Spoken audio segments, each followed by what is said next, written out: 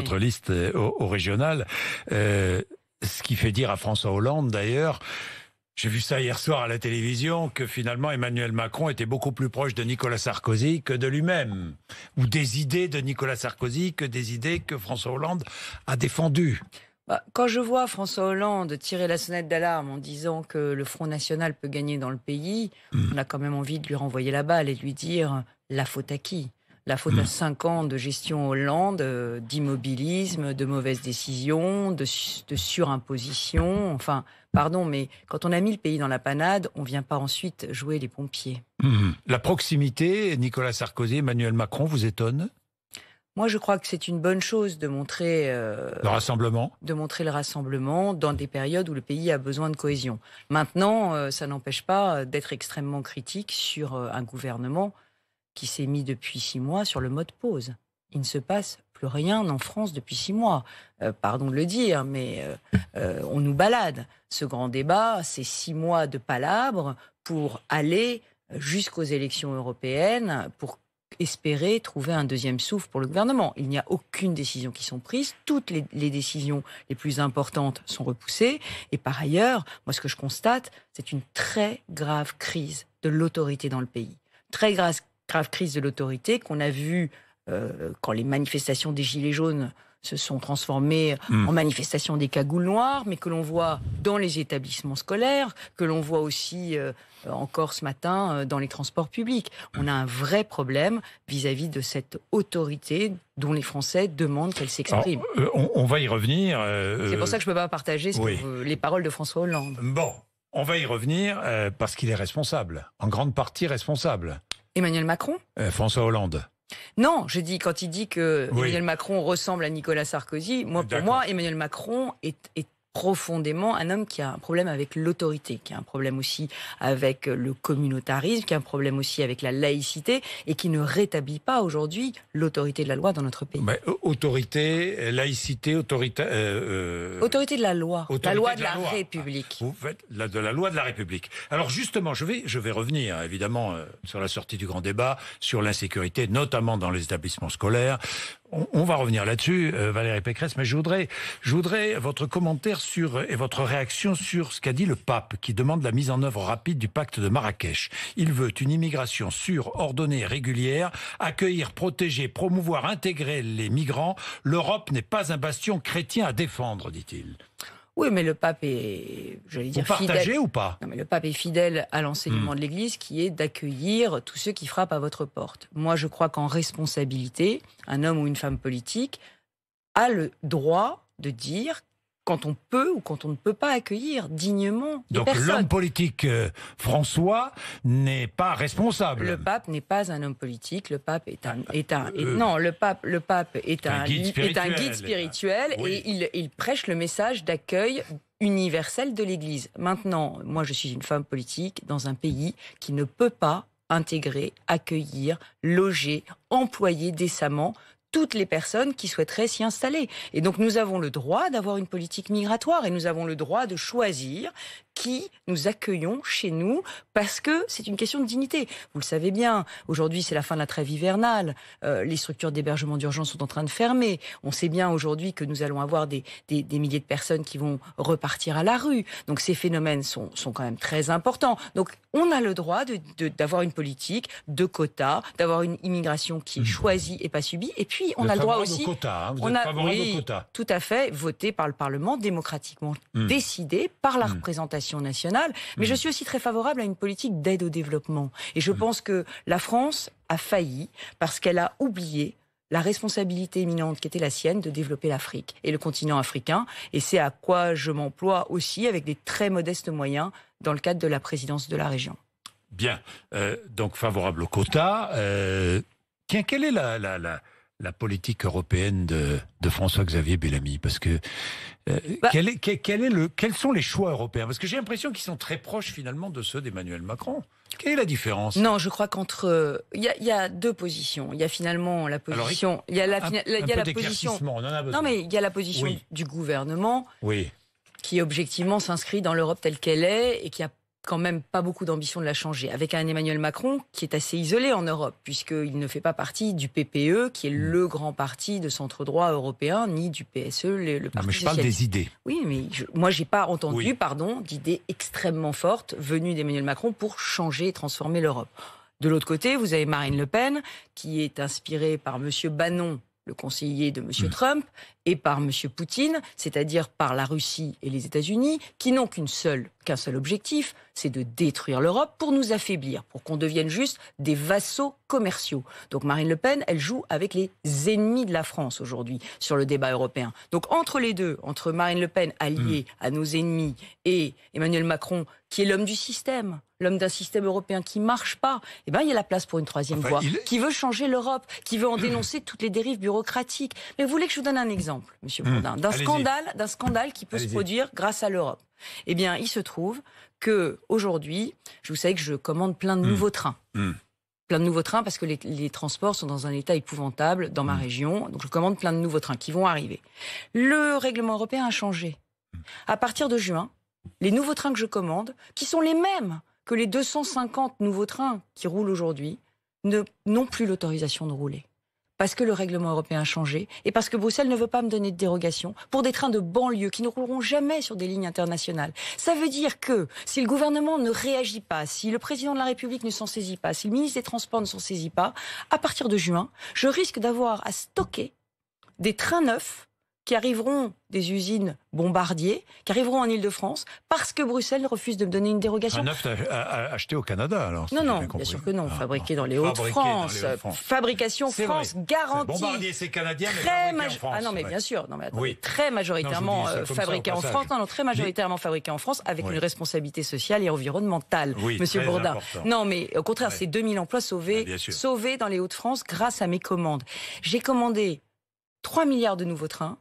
Et aujourd'hui, Bruxelles risque de les empêcher de rouler. Voilà les absurdités. Voilà ce qu'on veut changer. On veut changer cette bureaucratie européenne. On veut une autre Europe qui fonctionne différemment. Et pour l'instant, on ne peut pas dire que le président de la République, il est disrupté le fonctionnement européen, pardon de le dire. Pas de retour possible des djihadistes français de Daesh, c'est ce que répète Jean-Yves Le Drian. Et les enfants, qu'est-ce qu'on en fait, Valérie Pécresse? Malheureusement, vis-à-vis des enfants, nous avons une responsabilité.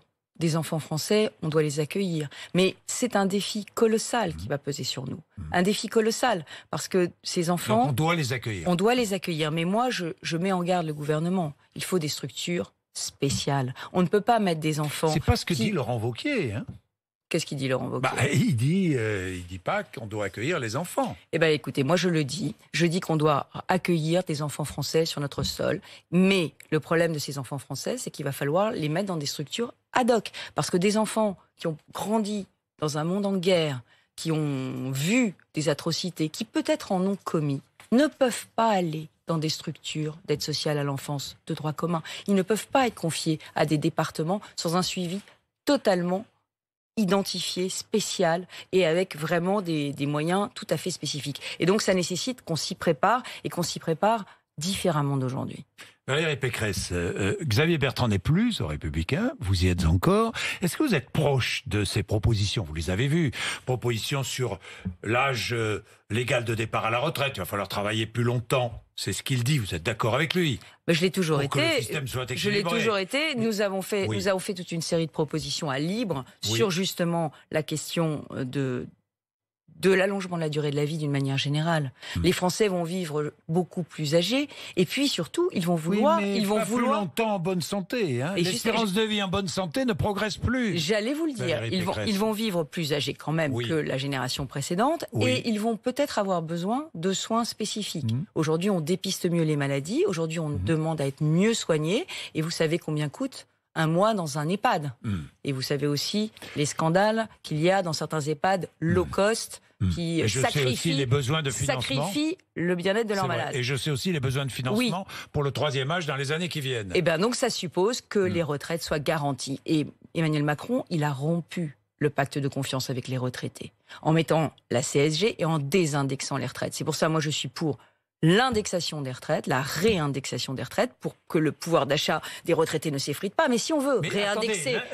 L'indexation des retraites inscrite dans la Constitution, Non, pas dans la. C'est ce que demande Xavier Bertrand. Oui, on peut l'inscrire dans la Constitution pour parce que plus personne n'a confiance dans la parole de l'État. Vous vous rendez compte où on en est? Enfin, ça ne devrait pas avoir à être inscrit dans la Constitution. Il devrait juste y avoir un pacte de confiance entre l'État et ses retraités. Mais si on a cette indexation, eh bien, il est évident que ça suppose que nous travaillons plus longtemps pour garantir ce pouvoir d'achat jusqu'à la fin de notre vie. J'ajoute qu'en plus, il y aura la question de la dépendance qu'il va falloir financer. Encore faut-il donner du travail aux seniors? Bien sûr. On sait que le chômage des seniors est très élevé et dur. Mais Monsieur Bourdin, vous avez totalement raison. Et d'ailleurs, c'est le sujet du travail des seniors est un sujet qui me préoccupe énormément.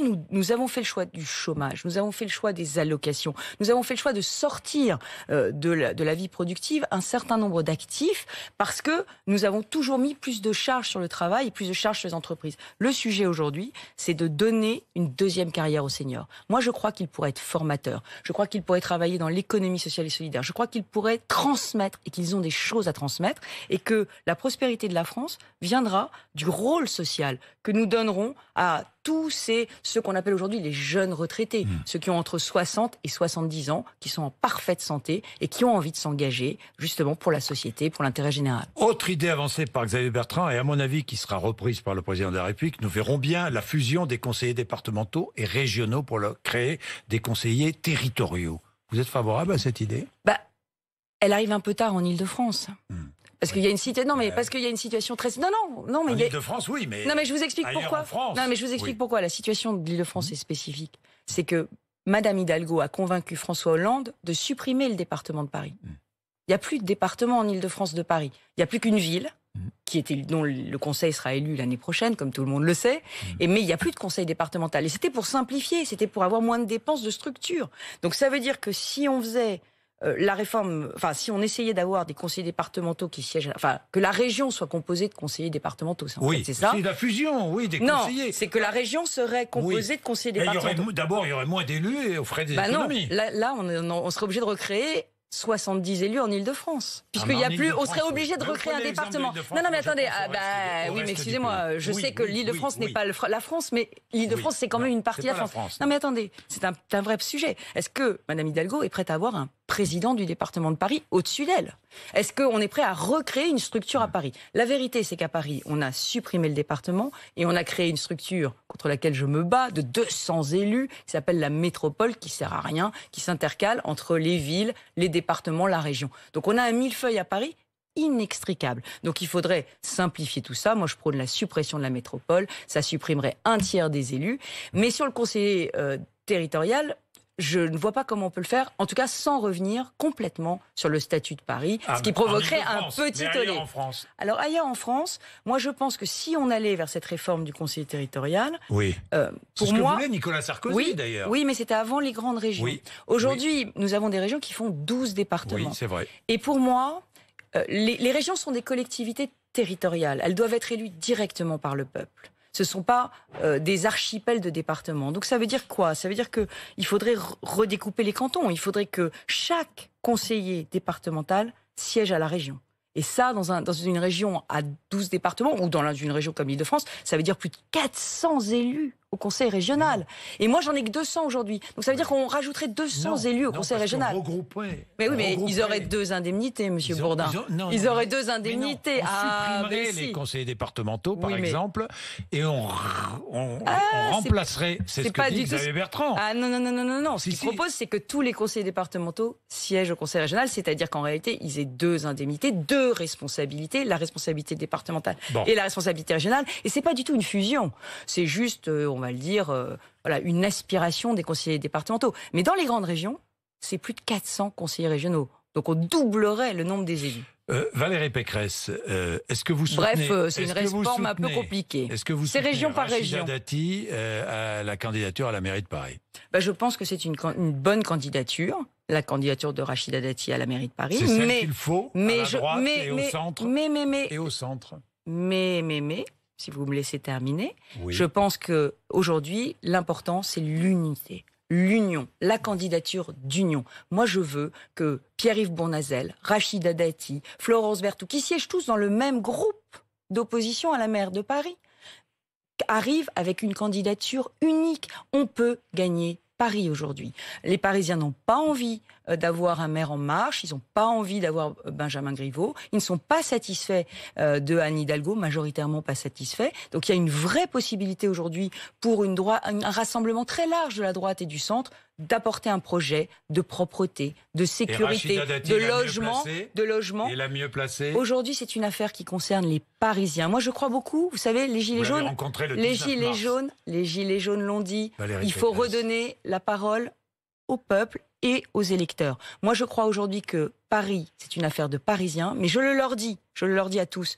Mettez-vous d'accord. Mettez-vous d'accord sur un candidat unique. Vous l'avez rencontré le 19 mars. Si on fait un candidat unique, on fait jeu égal avec En Marche et avec Madame Hidalgo. C'est ça ce que disent les sondages. Paraît être la mieux placée. Rachida Dati, Florence Berthoud, Pierre-Yves Bournazel incarnent des sensibilités qui doivent se mettre tous d'accord. Et moi, je serai puissamment en soutien du candidat qu'ils auront désigné. Mais je leur demande, je les prie instamment de se mettre ensemble et de faire qu'un seul candidat. Quand on est dans le même groupe, on prône qu'une seule candidature et qui trouve le moyen de se départager entre eux.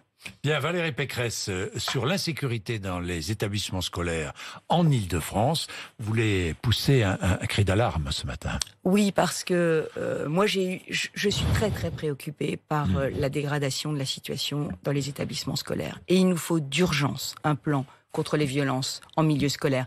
La vérité, c'est qu'il y a une forme d'édredon sur ces violences et que les statistiques ne reflètent pas la réalité de ce que vivent les enseignants et les élèves aujourd'hui dans les établissements. J'étais il y a 2 jours il y a 3 jours avec le ministre Nunez en Seine-Saint-Denis au lycée Paul-Éluard. 3 intrusions de bandes armées pour venir attaquer des lycéens dans le lycée. Et nous avons la même chose aux abords des lycées, lorsque les lycées sont vidéoprotégés. Et nous avons des attaques sur certains professeurs. Nous avons des enseignants qui vont enseigner avec la peur au ventre et qui ne veulent plus aller enseigner. Moi, dans certains établissements d'Île-de-France, j'ai 5 demandes de mutation pour une demande d'affectation. Et on n'arrive plus à recruter. On n'arrive plus à recruter des bac+5, puisque je vous rappelle que dans les collèges, dans les lycées aujourd'hui, c'est des bac+5 qu'on devrait recruter. On va recruter des non-titulaires à Pôle emploi.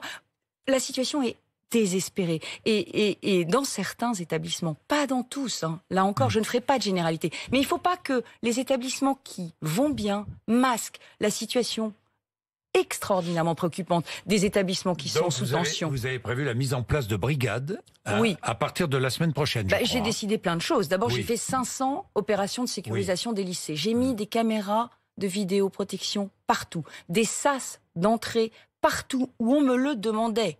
Là, je vais me rendre au lycée Joliot-Curie à Nanterre. 3 incendies volontaires en quelques semaines dans le même lycée, qui est un lycée neuf. Donc, il faut qu'on sécurise. Alors, on fait de la sécurisation, mais on s'est aperçu que ça ne suffisait pas. Et donc, moi, je vais recruter 3 brigades mobiles de sécurité que j'enverrai sur les sites les plus à risque pour ramener le calme. C'est-à-dire brigade de sécurité. Ce sera 5 personnes spécialement formées en lien avec les rectorats à la sécurité, mais aussi à la médiation en milieu scolaire, et qui viendront sécuriser l'établissement lorsqu'il y a des violences. Mais là aussi, je crois... Elles ne sont pas en permanence dans l'établissement. Non, elles sont mobiles. C'est pour une situation, par exemple, une guerre de bande, voyez, ou par exemple un professeur ou un élève qui est martyrisé, qui est victime. Donc ça, on va le faire. Mais je crois que durablement, dans des lycées où les plus graves problèmes arrivent, il faut réactiver le policier référent. Le policier référent, c'était un policier qui était dans l'établissement, stationné, pour faire le lien avec la police nationale et pour faire en sorte de rappeler la loi de la République. Alors derrière, il y a aussi la question de la sanction, Monsieur Bourdin. La sanction. Les sanctions aujourd'hui ne sont pas assez vigoureuses. Mais quelles sanctions préconisez-vous ? Mais quelles sanctions ? Moi, je vais vous dire, je préconise des sanctions immédiate. J'en ai parlé avec le procureur de la République du tribunal de Bobigny la semaine dernière. Nous avons besoin qu'un mineur, parce que ce sont des mineurs, qui commet des actes de violence contre d'autres mineurs dans le cadre de guerre de bande, ou qui incendie son établissement scolaire, ou qui l'attaque, qui le caillasse, que ce mineur, quand il est pris, parce qu'en général on est lucide, hein, en général on retrouve les auteurs. Quand on trouve l'auteur, même s'il a 16 ans, même s'il a 17 ans, on n'attend pas 2 ans avant de lui faire un travail d'intérêt général. Ça ne sert à rien. S'il y a 2 ans entre le moment où la sanction est prononcée et le moment où elle est exécutée, eh bien, ça veut dire quoi? Ça veut dire que le jeune, soit il est devenu grand délinquant, soit il n'a absolument pas compris ce qui se passait. Donc, il y a un problème d'exécution des peines. Les juges du tribunal de Bobigny ont dit qu'ils avaient l'impression de prononcer des peines fictives. Parce qu'ils les prononcent, les peines, les juges jugent. Mais le problème, c'est que les peines ne sont pas exécutées directement. On ne peut pas, quand il y a un jeune, ne pas avoir une sanction immédiate. Immédiate pour empêcher la récidive, pour qu'il prenne conscience de la gravité de ce qu'il est en train de commettre. Et c'est pareil pour les pickpockets dans le métro. Ce matin, je voyais que le Parisien fait sa une sur les pickpockets dans le métro. Les pickpockets dans le métro, souvent mineurs, souvent en bande, souvent étrangers. Qu'est-ce qu'on fait? Quelle est la sanction efficace? Eh ben moi, j'en ai une. L'interdiction d'aller dans le métro ou dans les gares. Et c'est une peine complémentaire qui peut être prononcée par le juge, qui ne l'est pas. Or, c'est la seule peine efficace pour que les contrôleurs puissent sortir les pickpockets du métro. C'est des multirécidivistes. On n'a pas de peine efficace. Alors moi, je demande à la garde des Sceaux une directive pénale au procureur. Quand un pickpocket du métro est déféré devant un tribunal, on l'interdit de pénétrer dans les gares et dans le